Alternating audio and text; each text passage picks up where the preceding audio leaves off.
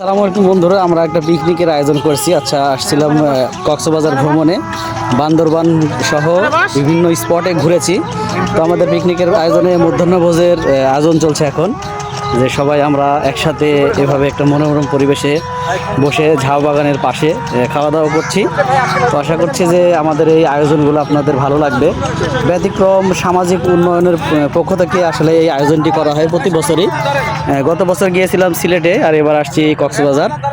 তো খাওয়ার আগে মোনাজাত হচ্ছে।